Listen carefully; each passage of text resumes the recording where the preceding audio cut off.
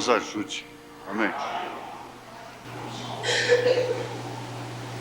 Pois bem, uma orientação como resposta, não é? No caso de um irmão ser surpreendido praticando mal, alguma coisa má. Não, de acordo com o que o profeta ensina e a Bíblia ensina, você não deve fazer alvoroço. Toda pessoa que faz alvoroço com o erro dos outros, ela está pecando mais do que aquela pessoa. Se aquela pessoa matou outra pessoa e a pessoa faz um alvoroço, ela está pecando mais do que quem matou. Ele disse: o cristão não faz alvoroço. O cristão não faz alvoroço. Então passe a mão no seu ombro e faça com que ele, ou faça com ele, com ela, o que você gostaria que ele ou ela fizesse com você, se você fosse apanhada em alguma falta, em algum erro. Isso quer dizer, ele disse: se você acha que algum irmão está errado, não permitas que desça no seu coração uma raiz de amargura, porque isso vai tirar o Espírito Santo de você. Não justifica você perder a sua posição em Cristo por causa dos outros. Às vezes a maneira que nós nos portamos em relação aos errados é mais condenável do que o que eles estão fazendo. As atitudes que nós tomamos em corrigir, a maneira que nós corrigimos determinadas coisas, mesmo filhos, parentes, amigos, família, não? Se torna pior do que aquele erro que a pessoa está praticando. A maneira violenta, escandalosa. Então você diria: olha, se eu sou amiga dela, então eu não tenho que levar isso para outras amigas e fazer aquele alvoroço. Você deve se lembrar que você também tem alguma coisa que você não gostaria que as suas amigas soubessem, os outros soubessem. Que tal? Aí você já chama amigas e com aquele histerismo todo e faz aquele alvoroço. Chama amigos e faz aquele alvoroço. Não.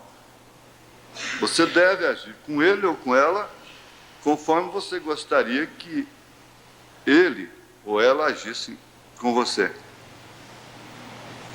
Então, normalmente eu digo no escritório: irmão, por que você não fala com ele? Você mesmo. E assim, por que você não ganha seu irmão, seu próprio irmão? E aí você estará cumprindo São Tiago 5, mesmo São Mateus 18. Por que você não faz isso? Ao invés de fazer alvoroço, ao invés de passar para outros, mostra que você, já que isso lhe compete, o profeta diz: se você não pode resolver aquilo e fala, então você fica culpado daquilo. O irmão Brand diz: se você não pode resolver aquilo e fala, então você fica culpado daquilo. Agora, nesse caso, a esposa recebeu uma carta anônima que seu marido estava com outra mulher.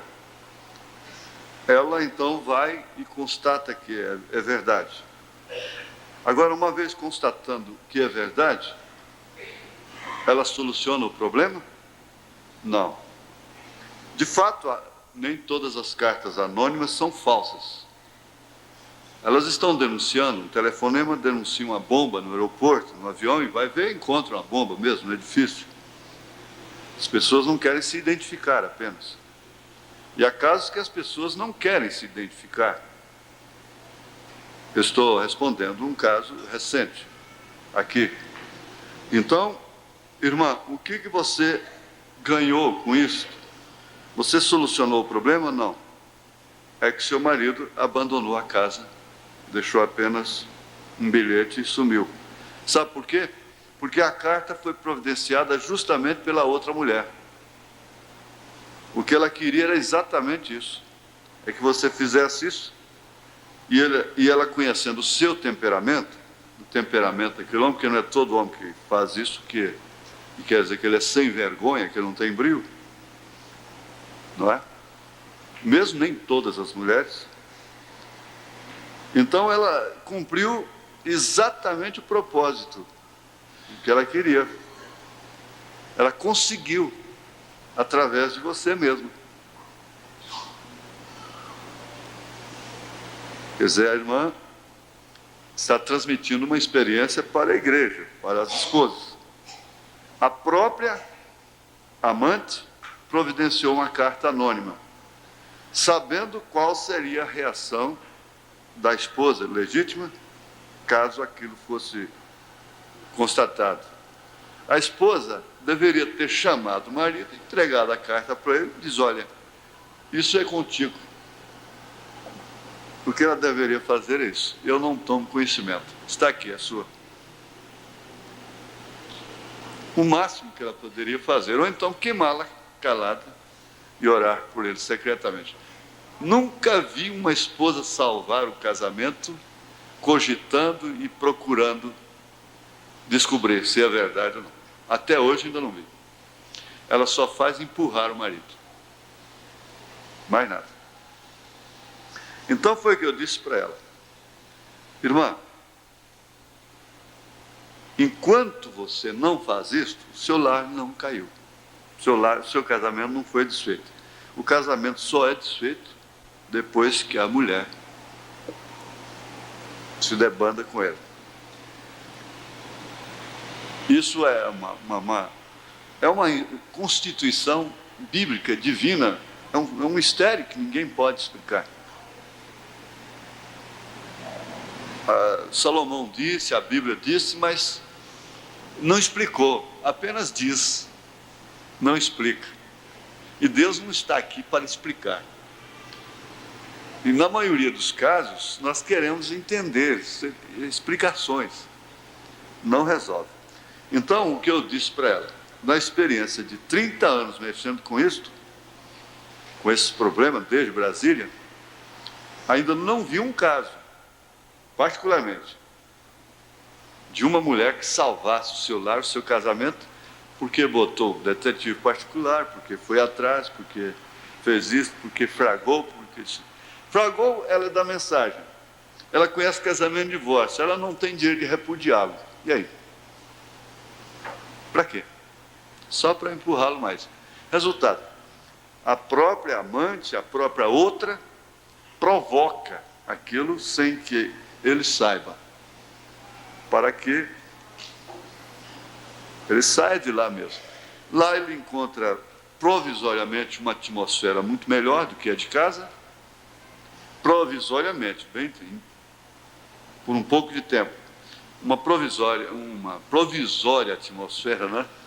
Um tratamento muito especial durante um período, mas ele não vai gozar nunca da fidelidade da genuína esposa, especialmente se tratando de uma cristã.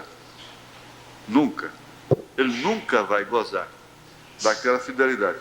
Então, essa é uma resposta oportuna, uma orientação oportuna, e nesse caso geral, olha, filha, se lhe compete, se é da sua alçada, se é sua amiga, chame e diga: irmã fulana, você é minha amiga, eu não gostaria que, se fosse eu no seu lugar, você saísse repartindo por aí isso aí com minhas amigas, com as nossas amigas. Eu gostaria, sentiria muito mais sua irmã, muito mais cristianismo, se você falasse comigo, me ajudasse, me abrisse os olhos, você cumprisse a Bíblia comigo. Você estaria sendo minha amiga, minha irmã, estaria obedecendo a Bíblia. Amém? Pois bem. Agora, Apocalipse. Nós temos muito pouco tempo, né, para o Apocalipse. E em cada linha de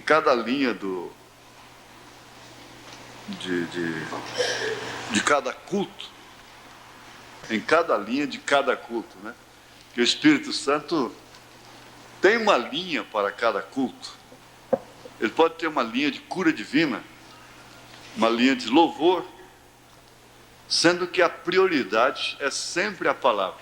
Mesmo os cultos de louvores, nós temos o destaque de um trecho que fica gravado e desperta muita atenção para a palavra.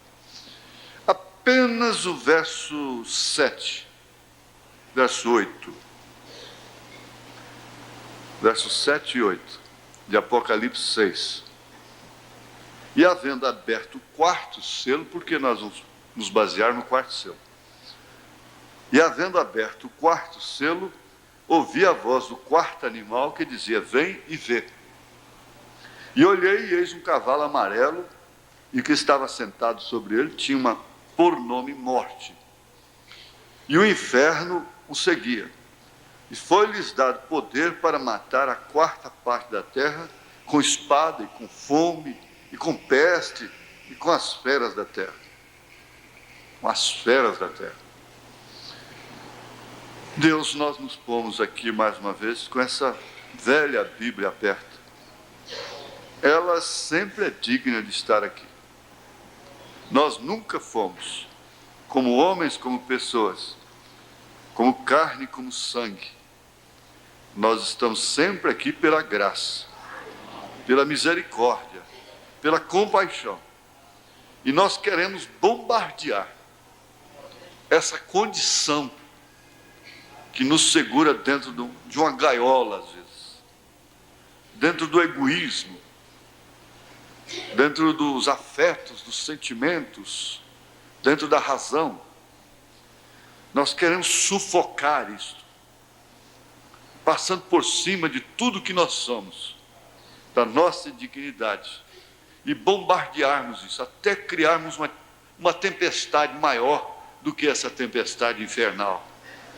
Em nome de Jesus Cristo, pelo teu poder, nos ajude nisso, porque isso não pode ser feito pela carne nem pelo sangue, muito menos pela emoção, pela sensação, pelo dom natural, em nome de Jesus Cristo.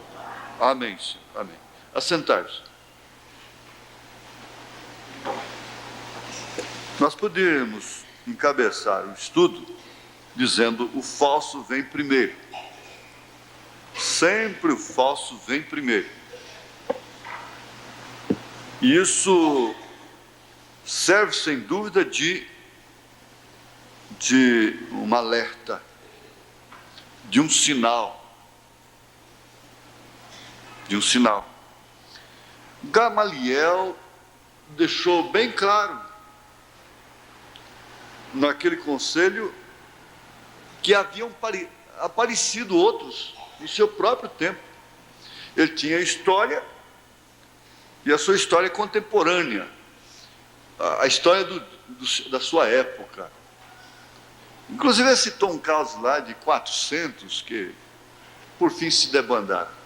Ele disse: se isso for de Deus, permanece. Se não for, então isso desvanece, isso vai acabar. E deu até exemplos de coisas assim, que surgiram, que vieram na frente, que vieram antes da verdadeira aparição, da verdadeira primeira vinda do Senhor Jesus. Notemos que Deus reservou um segredo dentro do sétimo selo, e esse segredo se refere claramente, notadamente, sem dúvida alguma, que quer dizer indubitavelmente, o dia e a hora da vinda do Senhor. Porque isso não poderia ser, de forma alguma, mistificado, falsificado.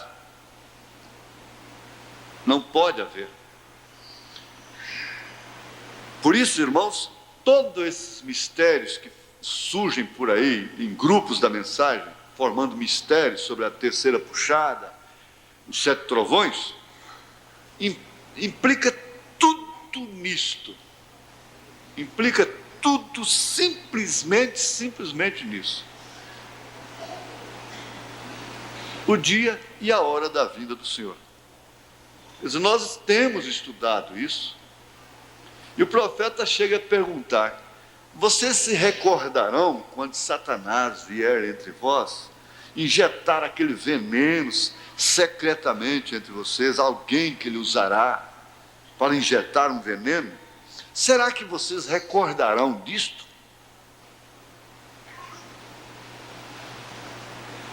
Então, a igreja está sempre fixada, ela está sempre baseada, é claro, em pontos evidentes.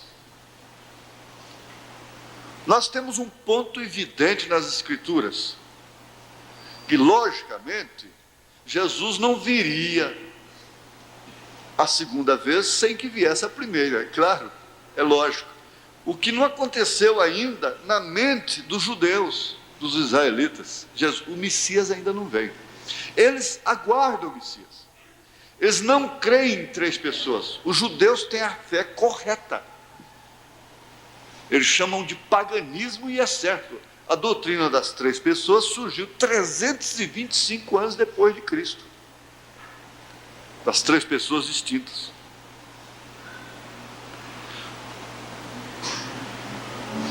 Em relação ao verdadeiro Deus e ao próprio Messias que virá na concepção dos judeus para instalar o seu reino, ele não é uma segunda pessoa. Eles têm a fé correta. Um rabino falou isso para o irmão Branham, disse: vocês são pagãos, vocês dividem Deus em 3 partes. O profeta disse: não, eu não faço isso, rabino. Agora eu quero que você me mostre. Ele disse assim: quando o Messias vier, o que ele será na terra? Ele disse: Deus, Emanuel. Ele será Deus encarnado. Aí ele chegou no canto da parede. Ele disse: me mostra onde Jesus falhou em ser esse Messias. O rabino começou a chorar. É um mestre judeu, né? Judaico, né? Ele começou a chorar e disse: mas se eu pregasse isso, eu iria mendigar o pão. O profeta disse: eu preferiria comer bolacha à margem de um rio do que ter meu nome nesse livro de ouro. Por que você não prega isso, não é? De forma que eles têm a fé correta. Só que eles não aceitam, não foram abertos ainda os seus olhos. E eles estão declarando lá agora: nós estamos aguardando o Messias para breve. Eles já declararam. Lá em Israel já estão declarando isso. Mas quando Jesus mostrar para eles as feridas nas mãos, se manifestar a eles, porque aí ele deixa de tratar com os gentios para tratar com os judeus. O galho que foi cortado da verdadeira oliveira e foi enxertado o zambuzeiro, que é os gentios, então esse galho do enxerto será tirado e o verdadeiro galho da oliveira volta. Entende? É muito simples. Está ao alcance de todos. Aí então, o que acontece? Eles vão perguntar: mas que feridas são essas? Ele disse: eu fui ferido na casa de meus amigos. Então eles reconheceram como os irmãos de José reconheceram a José, agora governador. não é? Foi na casa de meus amigos, foram vocês que fizeram isso. Aí vai consolá-los e tudo, como José fez. Mas, fixando agora, voltando ao pensamento de que antes da primeira vinda, vieram falsos cristos. E o próprio Senhor Jesus adverte que viriam falsos cristos antes da segunda vinda. Ele chegou ao ponto de dizer, olha, se disserem que o Cristo está ali, não vá. E eles estão dizendo aí que um determinado homem é Cristo. É Cristo, é o Senhor. Ele é Cristo, ele é Moisés, ele é Elias, ele é tudo. Mas não vá. Jesus já deu uma ordem, não vá. Porque quem vai não tem a revelação de que quando Cristo se manifestar, porque Jesus vai manifestar novamente na terra, ele vai cruzar novamente esse caminho, mas na igreja, em sua plenitude na igreja. Então isso se cumpre o mistério da piedade, que é Cristo em vós, é Cristo em você. Então o Cristo está ali, não há esse tipo de doutrina. Esse não é um ponto nosso, isso não é uma estaca da igreja, de forma alguma. Nós temos dois pontos fundamentais para justificar a nossa fé: a primeira e a segunda vinda de Cristo. É claro, como a primeira teve um curso com o precursor, a segunda tem um curso com um precursor.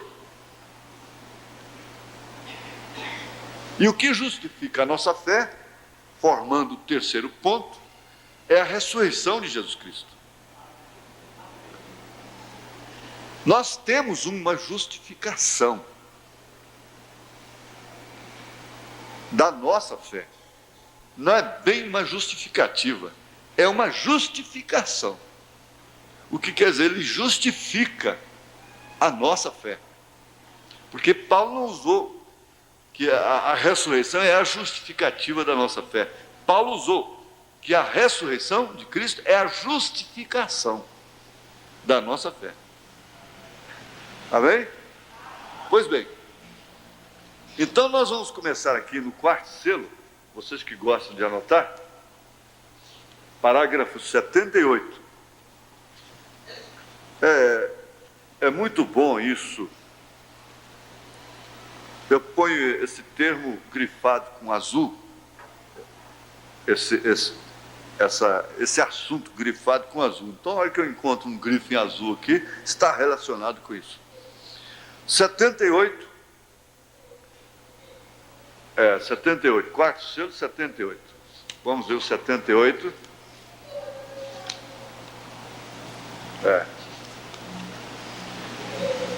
Houve muitos falsos cristos antes que Jesus viesse. Confirmando que eu já disse. O profeta está dizendo, houve muitos falsos cristos. Agora, falsos cristos quer dizer exatamente falsos ungidos. Mas, na mensagem, os ungidos dos últimos dias, e em demonologia, nós constatamos que existem os verdadeiros falsos e os falsos dos falsos. O que quer dizer? Existe o feiticeiro que é feiticeiro mesmo, mas existe o outro que é falso. Ele não é feiticeiro legítimo, ele não faz feitiço coisa nenhuma. Então ele é falso do falso. Ou seja, o outro é o verdadeiro do falso. Compreendido? Ele tem unção, Ele tem unção para desempenhar o seu papel falso, o seu ministério falso. Ele tem unção. Então eles são falsos ungidos. Eles são falsos ungidos. Não quer dizer que ungidos, que eles são falsos, porque não são ungidos. Eles são falsos ungidos. Há de se entender isto, de se compreender. Porque, caso contrário, você não vai entender por que eles fazem cura divina em todos esses movimentos, essas coisas todas, e curam de fato. É que eles têm que cumprir Mateus 7. E eles vão dizer: em teu nome expulsamos demônios, fizemos maravilhas. O que Jesus vai responder? Esses foram falsos ungidos. Quer dizer, que eles eram ungidos, muito embora sendo falsos.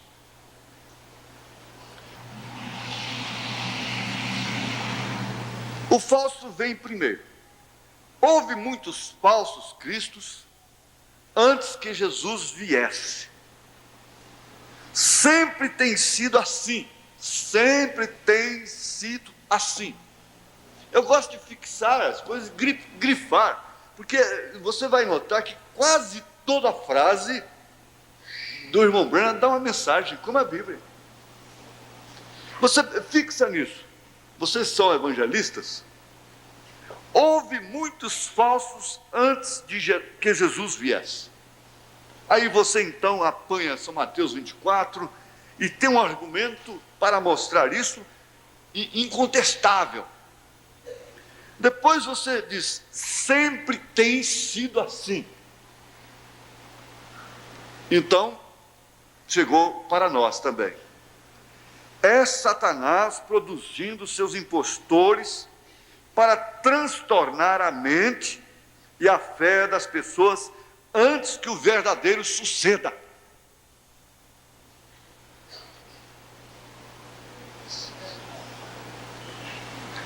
O que é isso? Todo transtorno, todo alvoroço, toda coisa que surge, toda coisa que vai surgir, tudo que está acontecendo, que você sabe e que você não sabe, aqui dentro, lá fora, no mundo, na cidade, no país, nas igrejas, na igreja, tudo que você sabe de negativo, de que poderia causar confusão, é Satanás produzindo seus impostores para transtornar a mente e a fé das pessoas antes que o verdadeiro suceda.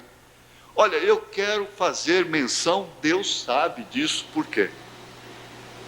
O diabo quer transtornar a mente de cada pessoa aqui, de cada pessoa que congrega aqui neste lugar, nesta igreja. Quer transtornar a sua mente para assim você sair daqui. Porque tanto você sabe que o diabo conhece, ele sabe perfeitamente.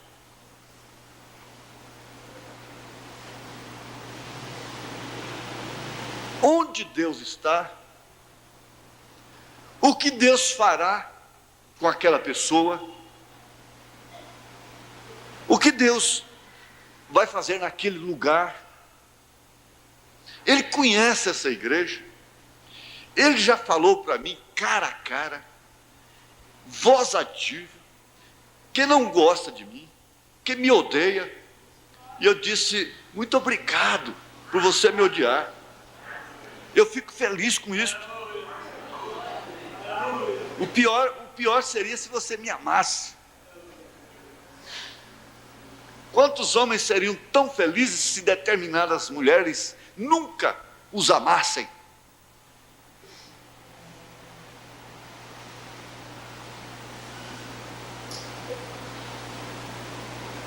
Como dizem lá fora, nunca tivessem gamado por eles.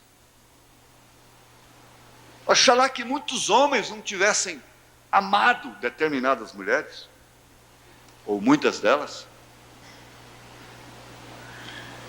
Então, falar para ele escutar: muito obrigado, porque você odeia esta igreja.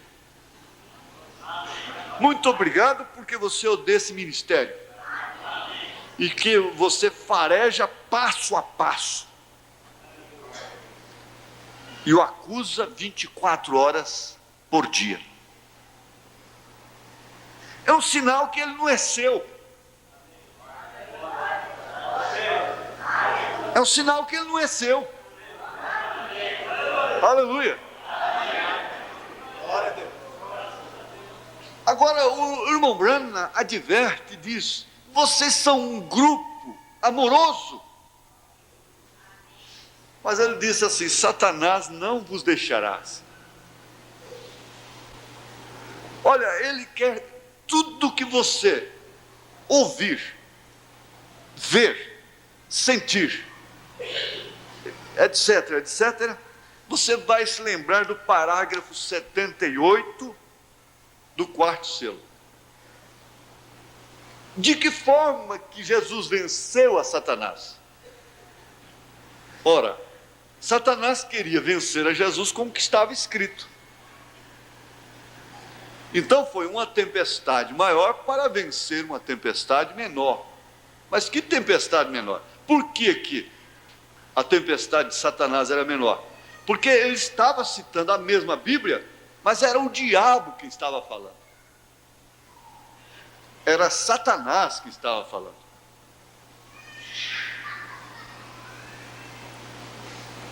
Jesus citou menos coisa, apenas uma sentençazinha das Escrituras, e venceu o diabo. Porque era Jesus que estava falando.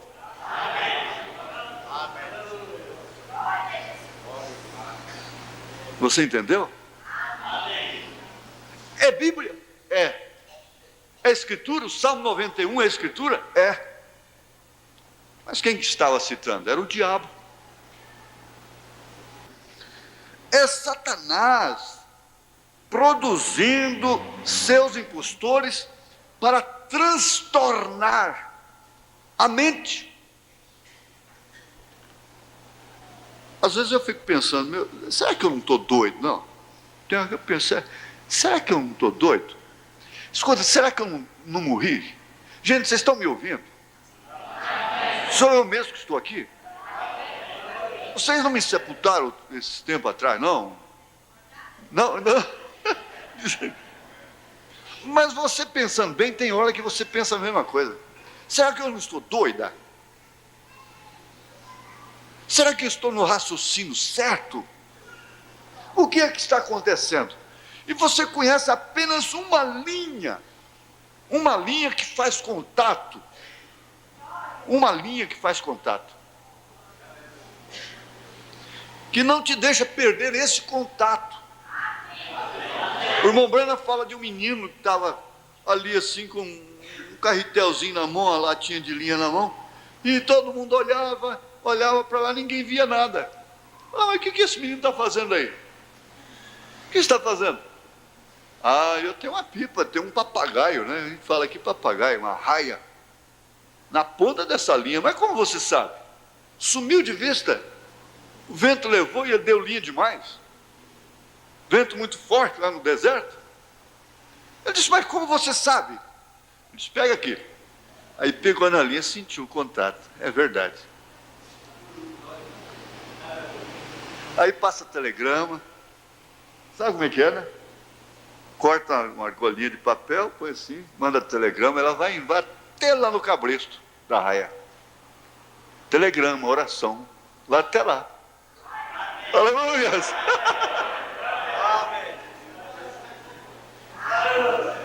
esse contato é que não nos deixa nos desbaratar, ficar igual cego no tiroteio. Eles dizem assim: meu Jesus, olha aqui, ó. Olha só que beleza. Vai ficar para a próxima quarta. Houve muitos. Olha, é Satanás produzindo seus impostores para transtornar. Você tome cuidado. Cuidado, escute. Qualquer coisa, você vai lembrar disso. Olha, é Satanás produzindo um impostor aí para me transtornar a minha mente. A minha fé não pode ser transtornada,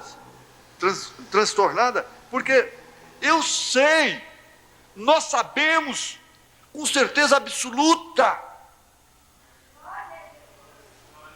que o verdadeiro virá.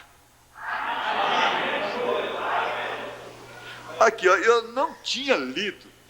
O irmão Branham passa a dar aqui o exemplo de Gamaliel, no parágrafo 79. E eu não havia lido isso. Exatamente. O exemplo ele chegou até a ler na Bíblia, em Atos 5, 35, 36, 38, 39. E disse-lhes: varões israelitas, acautelai-vos a respeito do que haveis de fazer com estes homens. Porque antes destes dias, levantou-se Teudas, dizendo ser alguém. A este se juntou o número de uns 400 homens, o qual foi morto, e todos os que lhe deram ouvidos foram dispersos, transtornados e reduzidos a nada. Agora digo-vos, dai de mão a estes homens. Quando você estiver numa situação difícil, talvez o conselho de Gamaliel é até melhor. Dai de mão a estes homens e deixai-os, porque se este conselho ou esta obra é de homens, se desfará. Mas se é de Deus, não podeis desfazê-la, para que não aconteça serdes também achados combatendo contra Deus.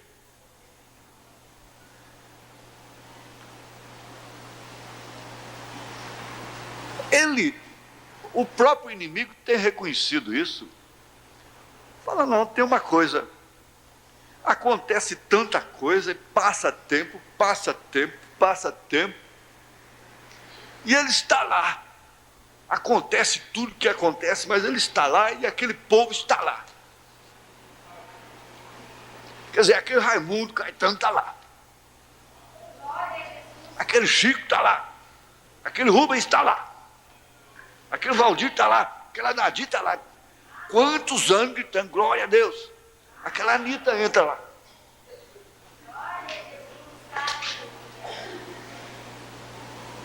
Ela está lá.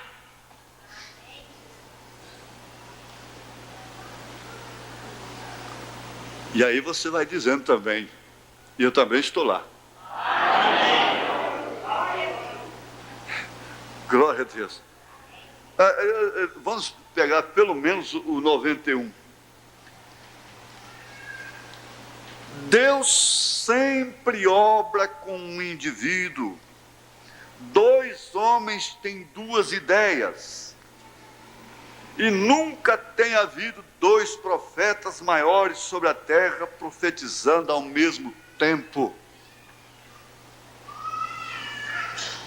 Procurem bem. Não, senhor. Haveria demasiado enredo. Deus tem que ter um só homem completamente rendido, e esse é o que ele pode utilizar. Ele busca essa pessoa, e essa pessoa aparecerá. Alguém que escutará a Deus palavra por palavra. Não importa o que os demais digam, ele não se apartará da verdade. Correto? Ele esperará ouvir o assim diz o Senhor, e não se moverá até havê-lo ouvido. Será perfeitamente vindicado.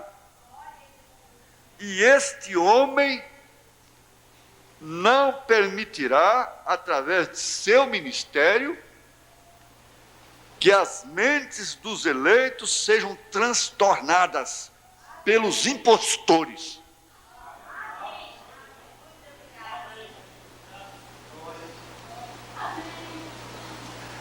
Eu tenho dito, gente, se é para agir pela razão, então deixa a fé de lado. Essa mistura de assoviar e chupar cana ao mesmo tempo, não tem nem jeito de assoviar e sorrir ao mesmo tempo. Você peleja para imitar Jaó, com outra pessoa te olhando, não tem jeito. Não dá conta.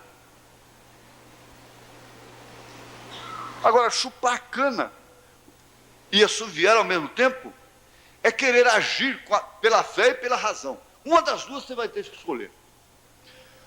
O irmão, a irmã chega ali, bom, irmão, você quer analisar esse caso pela razão? Vamos. A razão é essa. Agora você quer pela fé? Pela fé é diferente. Pela fé você recebe carta anônima do seu marido, não vai atrás, não faz nada disso. Não toma conhecimento. Pela razão, faz. Depois vai lá no cartório, põe o advogado, divorcia, e repudia, manda ele para fora de casa e faz o que você quiser. Razão. Igualdade, a Constituição está aí, a lei está aí a seu favor, use. Razão é razão, quer?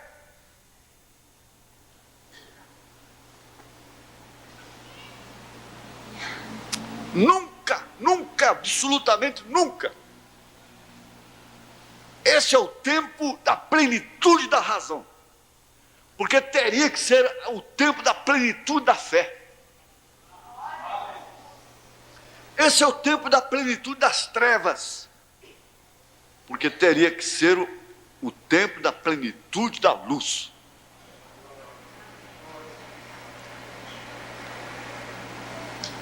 Os dois extremos teriam que estar plenamente evidenciados em seu apogeu final.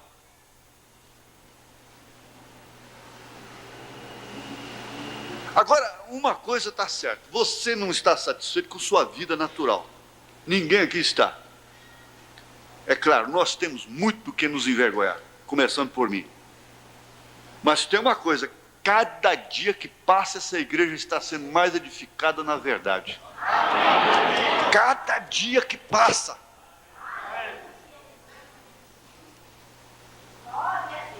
Se ouvir todos os dias, se ver todos os dias, essas imagens da televisão, essas pessoas da televisão, o caráter delas, o espírito delas, vai tomando conta da personalidade da pessoa.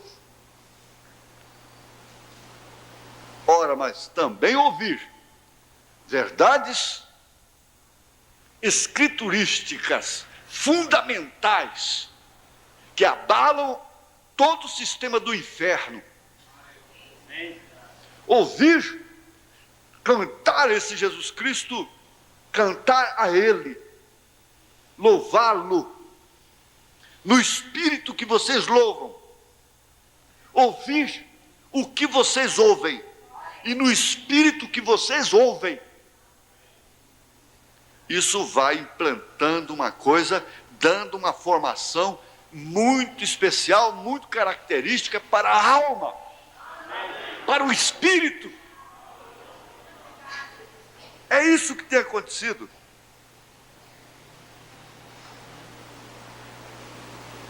Pode ir para o 96?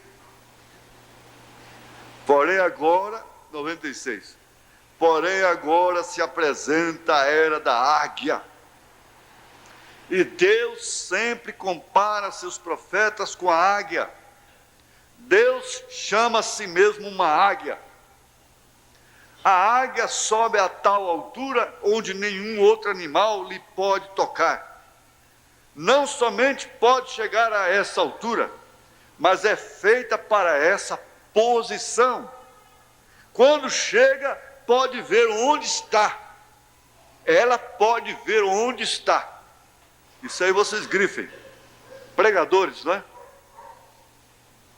Quando chega, pode ver onde está. Pode ver onde está. Pode ver onde está. Quando chega, pode ver onde está. Muitos chegam à altura mais do normal, porém logo não podem ver onde estão. Se perdem, se confundem. E terceira puxada, e sete trovões, e pronto, uma confusão, e sai por aí, viajando do norte a sul, do leste a oeste, fazendo proselitismo, e difamando, e coisa e tal, e não sabem a que altura estão. Muitos chegam à altura mais do normal, porém logo não podem ver onde estão. Ah, que coisa profunda, pastor Elias. Hã? Portanto, de nada lhe serve subir, para quê? Há evangelistas que querem botar a mensagem na pessoa, a pessoa na mensagem. O profeta diz que a pessoa já nasceu nela.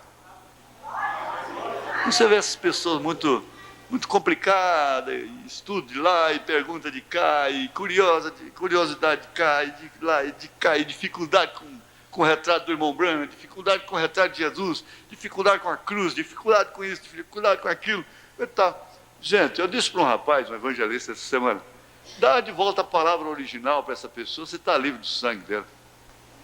Pronto. Agora, quando a pessoa tem fome, é diferente. É diferente. Para que botar, para que levar certas pessoas a certa altura? Só para... Portanto, de nada lhe serve subir. É o mesmo que botar pérola no focinho de porco. Se um corvo ou um falcão tratasse de subir com a águia, se desintegraria. Tem que estar preparado para esta pressão. Há uma pressão especial. Você diz, mas como é que esse homem aguenta? Como essa mulher aguenta? Você tem uma constituição especial. A igreja tem uma constituição especial para sofrer. Eu estava dizendo para um irmão de fora que veio tratar negócios, de assuntos, de acontecimentos por lá, para me ajudar. Eu disse, escuta, irmão, afinal de contas a igreja não... vai sofrer o quê nesta era? Porque sofrer a inflação, a recessão é o país todo. O mundo todo está sofrendo. Os ímpios e todo mundo. A igreja vai sofrer o quê? Não pode sofrer um caso do irmão, não pode sofrer um caso de ninguém, não pode sofrer... Está como Israel lá.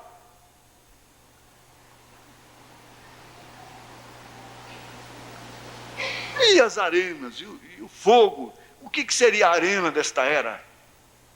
Dessa hora que estamos vivendo? Quer dizer, a igreja não pode sofrer nada.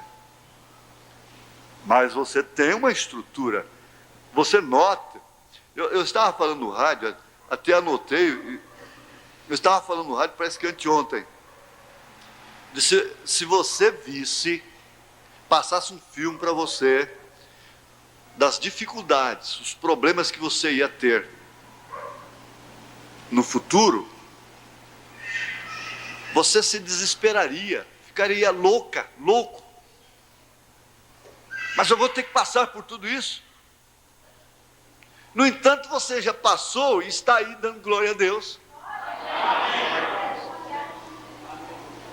Isso que é o importante.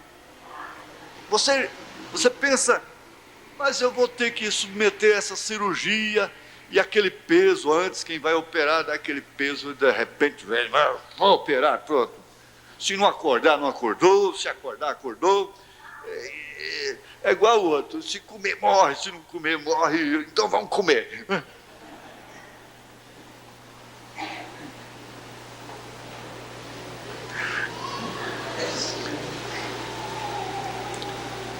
Então tem que haver uma estrutura. Você tem estrutura para sofrer. Você vê aquela mulher magrinha, eu fico impressionado, e é coisa de impressionar, é um mistério tremendo. Gente, num auditório misto, Então tem que falar bem superficialmente, mas aquela mulher magrinha, e de repente nasce um filho robusto, e num parto normal. Como que é isso? O que é isso? Como pode acontecer isso? O que é isso? É um mistério. É que ela tem a constituição para isso, ela tem estrutura para isso. Isso vem lá do Éden. É um mistério. Se fosse um corpo estranho, fora de um nascimento natural, ela morreria.